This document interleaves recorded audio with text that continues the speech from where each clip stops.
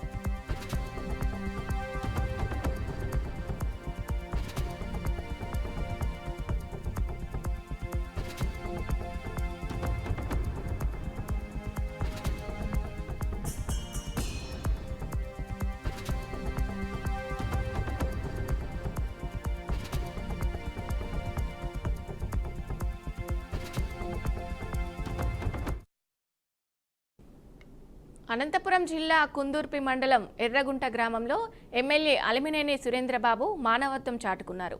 గ్రామంలోని టీడీపీ నాయకులతో కలిసి పింఛన్దారుల ఇళ్లకు వెళ్లి స్వయంగా పింఛన్లు అందించారు.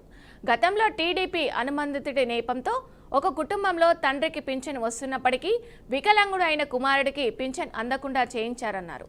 విషయం తెలుసుకున్న ఎమ్మెల్యే స్వయంగా తన నిధులతో 10,000 నగదును పింఛన్ రూపంలో అందించారు. అధికారులతో మాట్లాడి వచ్చే నెల నుండి పింఛన్ రాక కొనసాగించేలా చర్యలు తీసుకుంటామంటూ భరోసా ఇచ్చారు.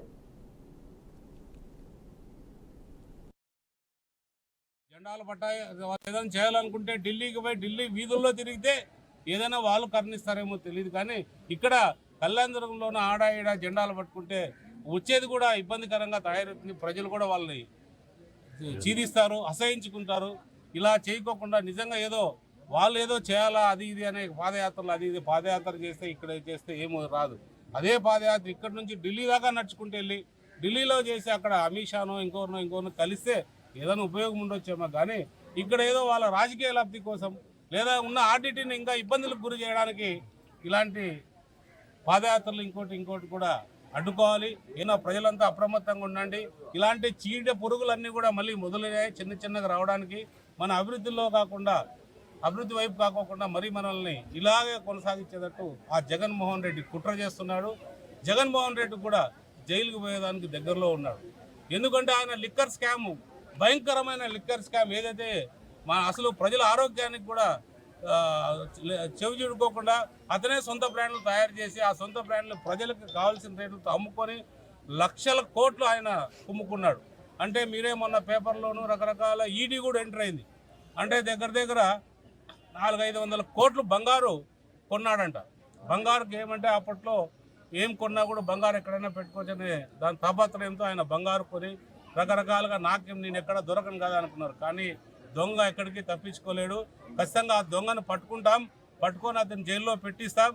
అది ఏదేమైనా కూడా ఖచ్చితంగా ఈ రాబోయే ఇంకా 15 ఏళ్ళు ముఖ్యమంత్రిగా మన చంద్రబాబు నాయుడు కొనసాగుతారు.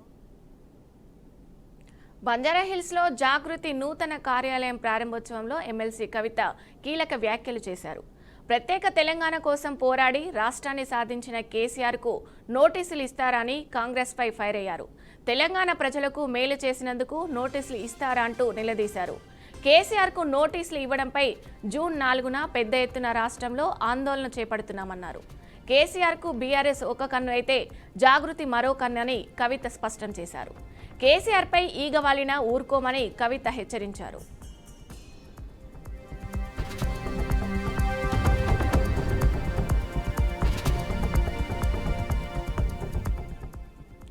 రేవంత్ రెడ్డి తెలంగాణ ముఖ్యమంత్రి కావడం మన కర్మ అంటూ సంచలన వ్యాఖ్యలు చేశారు. ప్రస్తుత సీఎం కనీసం జై తెలంగాణ అని కూడా అనరని, మన గ్రహచారం బాగోలేక రేవంత్ రెడ్డి ముఖ్యమంత్రి అయ్యారని అసహనం వ్యక్తం చేశారు. ఉద్యమకారులపైకి గన్ పట్టుకొని వెళ్లిన వ్యక్తి ముఖ్యమంత్రి అయ్యారని అన్నారు. కనీసం జూన్ 2వ తేదీన రాష్ట్ర అవతరణ దినోత్సవం నాడైన అమరవీరులకు సీఎం నివాళులు అర్పించాలని కోరారు.